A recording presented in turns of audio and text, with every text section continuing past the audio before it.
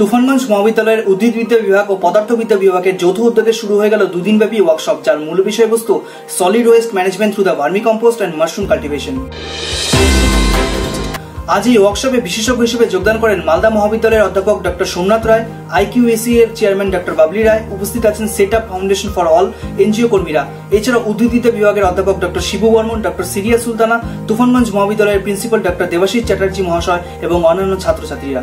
এই বিশেষ ওয়ার্কশপ সম্পর্কে অধ্যাপক শিবু স্যার জানান কিভাবে আমরা জৈব বর্জ্য পদার্থকে উপকারী এবং কার্যকরী হিসেবে ব্যবহার করে তার মাধ্যমে মাশরুম চাষ করে অর্থনৈতিকভাবে স্বাবলম্বী ও সমৃদ্ধ হওয়া যায়।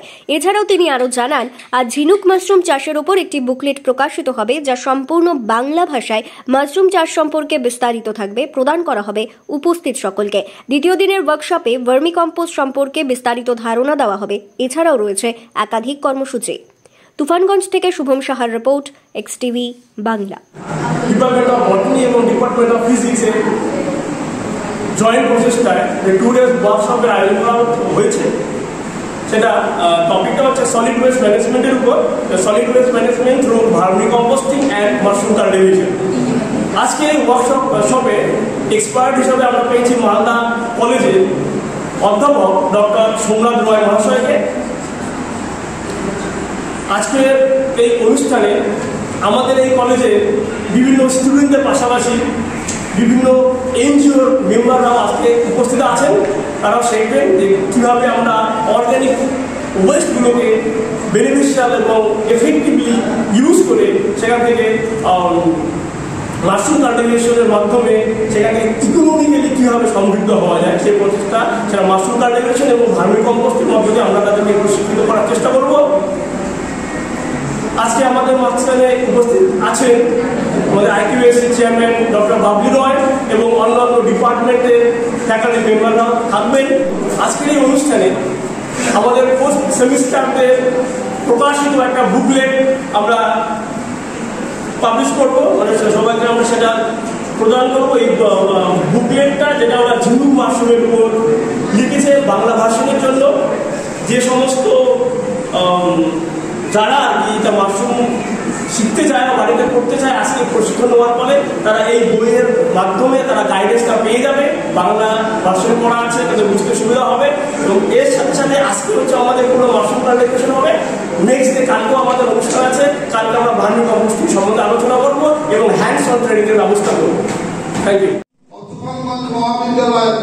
And my affectionate students of the Department of Botany, the topic of discussion of today's workshop is of immense importance and value and relevance for the students, teachers, research scholars and all stakeholders. I hope that this workshop will be of great avail for the students and teachers of the Department of Botany. I hope, I wish successful completion of today's workshop organized by the Department of Botany, Tufanganj Mahavidyalaya. With these words, I inaugurate today's workshop organized by Department of Botany. Thank you.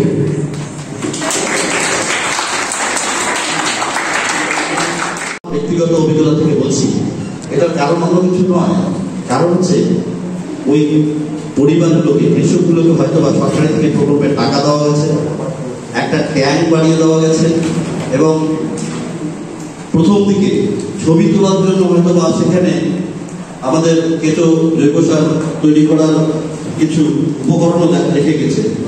কিন্তু যেহেতু হাতে কলমের শিক্ষাটা নেই, হাতে কলমের শিক্ষার অভাবের জন্য গোটা পশ্চিমবঙ্গে এই প্রোগ্রামগুলো কিন্তু ফেল করে গেছে।